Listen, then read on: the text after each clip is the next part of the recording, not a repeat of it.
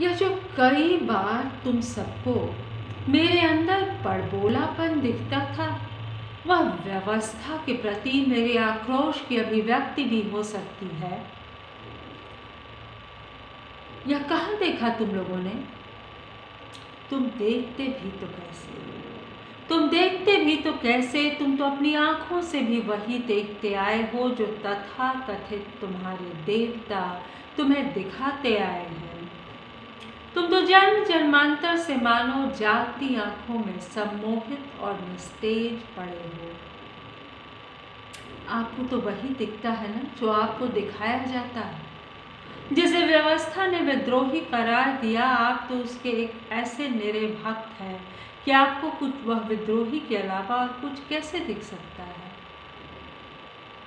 व्यवस्था, वही व्यवस्था जिसने कोई एक चीज थमाकर मुझसे मेरा बहुत कुछ ले लिया। वही व्यवस्था जिसने मुझसे बार बार कहा, यह जो एक झुनझुना हमने तुम्हें पकड़ाया है, तुम उसे बचाते रहो और खुश रहो कि इस व्यवस्था में तुम्हें खुश रहने के मौके मिल रहे हैं, कि यह व्यवस्था तुम्हें किसी व्यवस्थागत चुनौती से निपटने के कैसे भी महत्व कार्य से मुक्त रखे हुई है। मैं भी कुछ देर तक बहलता रहा व्यवस्था के दिए इस झुनझुने से। फिर जल्दी ही उसके पोले होने का मुझे आभास हुआ और मेरा मोह भंग हुआ। इस चमकती दमकती व्यवस्था से मैं चीख पड़ा, लेकिन मेरी चीख कहीं दब गई उन हजारों लाखों झुनझुनों की आवाज में, जिसे मेरे ही जैसे कई लोगों ने अपने अपने हाथों में पकड़ रखा था और जिन्हें करोड़ों हाथ लगातार बजाए जा रहे थे। यह व्यवस्था की चाल थी जिसमें वह अरसे से कामयाब होती जा रही थी। उसकी हरदम यही कोशिश रही है। अव्वल तो कोई उसके झुनझुने के भीतर के खोखलेपन को समझ न सके, और भूले से कोई मुझसे ऐसा सिलसिला इसे समझ भी ले तो उसके आसपास एक ऐसा शोर रच दो कि उसकी आवाज़ उसके ही परिवेश में, उसके अपने ही लोगों के बीच दबकर रह जाए, और फिर उसे एक दिन उसके किए की समुचित सजा देकर उसे जलावतन कर दो। लोग व्यवस्था की हाँ में मिलाते रहे और कहीं बड़ा ठीक था, व्यवस्था से लड़ने चला था। अरे उसकी तो यह हालत होनी ही थी।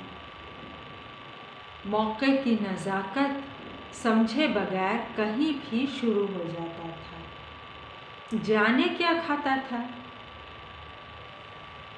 हर समय जोर जोर से बोलने की उसकी आदत हो गई थी। पंचायत से लेकर प्रखंड तक, अनुमंडल से लेकर जिले तक, जाने कहाँ कहाँ उसके झगड़े चल रहे थे। वह आदमी नहीं था भाई, मेले का कोई भोंपू था जो चीख चीख कर कुर्सी पर काबिज हर सत्तासीन को कभी जिसका, कभी किसका, तो कभी किसका एजेंट बताया करता था।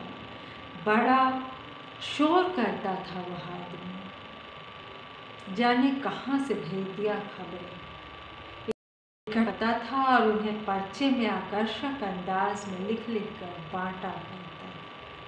सरकार भी भला कब तक बर्दाश्त करती ऐसे सिद्धे। तो ये थी कविता पोले झुनझुने। कितनी शानदार। दरअसल हम सब के हाथ में पोला झुनझुना थमा दिया जाता है, किसी के व्यवस्था के ही किसी कलपुर्जे के द्वारा, कुछ शक्तिशाली लोगों के द्वारा, जिन्हें बहुत खाना होता है। हर साल ऐसी स्थितियाँ होती हैं कि पैसे अलॉट होते हैं और सही लोगों तक पहुँचते नहीं, सही इंस्टीट्यूशन तक पहुँचते नहीं। तो पोले झुनझुने ये है कि हम लगातार केवल उनकी खिलाफत करते रहें, बस हो सकता है कि कुछ काम हो जाए ज़रा सा, लेकिन हम लगातार, वही बात मैंने भी कई कविताओं में कही है, हम लगातार खिलाफत में बस वही लिखते रहें और वो वही अत्याचार करते रहेंगे। मैं पूछती हूँ कि ये सिलसिला कब बंद होगा। इतनी शानदार कविता भाई अर्पण कुमार जी की। मुझे सुनने के लिए धन्यवाद।